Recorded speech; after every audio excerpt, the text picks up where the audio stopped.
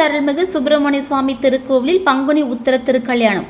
நள்ளிரவில் சுவாமி குமரவிடங்க பெருமானுக்கும் வள்ளி அம்பாளுக்கும் திருக்கல்யாண நிகழ்ச்சி வைதீக முறைப்படி நடைபெற்றது. இதில் திரளான பக்தர்கள் கலந்து கொண்டு சுவாமி தரிசனம் செய்தனர். முருகப்பெருமானின் இரண்டாம் படை வீடாக புகழ்பெற்ற தூத்துக்குடி மாவட்டம் திருச்செந்தூர் அருள்மிகு சுப்பிரமணிய சுவாமி திருக்கோவிலில் பங்குனி உத்திர திருவிழா வெகு விமரிசையாக நடைபெற்றது. இதனையொட்டி அதிகாலை 3 மணிக்கு கோவில் நடை திறக்கப்பட்டு சிறப்பு பூஜைகள் நடைபெற்றன. மாலையில் சுவாமி தங்கமயில் வாகனத்தில் எழுந்தருளி மேலே கோவிலுள்ள வள்ளி அம்பாளுக்கு காட்சியளிக்கும் நிகழ்ச்சியும் பின்னர் சுவாமி அம்பாளும் தோல் மாலை மாற்றும் வைபவமும் நடைபெற்று சுவாமி அம்பாளும் வீதி விழா வந்து கோவிலை சேர்ந்தனர். அதனையடுத்து பங்குனி உத்திர திருவிழாவின் முக்கிய நிகழ்ச்சியான திருக்கல்யாண வைபவம் நள்ளிரவு 1 மணிக்கு நடைபெற்றது. 108 மகாதேவர் சன்னதி முன்பு சுவாமி குமரவிடங்க பெருமானுக்கும் வள்ளி அம்பாளுக்கும் மேலதாளம் முழங்க வைதீக முறைப்படி திருக்கல்யாணம் நடைபெற்றது. முதலில் சுமங்கலி பெண்கள் சீர்தட்டுகள் ஏந்தி கல்யாண மண்டபத்திற்கு வந்தனர்.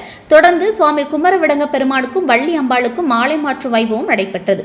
பின்னர் பட்டு வஸ்திரங்கள் சாற்றப்பட்டது. திருமாங்கல்ய பூஜை நடைபெற்று மங்கள வாத்தியங்கள் முழங்க திருமாங்கல்ய தாரணம் நடைபெற்றது. தொடர்ந்து பாலும் பழமும் கொடுக்கும் வைபவமும் சப்தபதி நிகழ்வும் நடைபெற்றது. நிறைவாக கோபுர ஆரத்தி காண்பிக்கப்பட்டது. இதில் ஆயிரக்கணக்கான பக்தர்கள் கலந்து கொண்டு சுவாமி தரிசனம் செய்தனர்.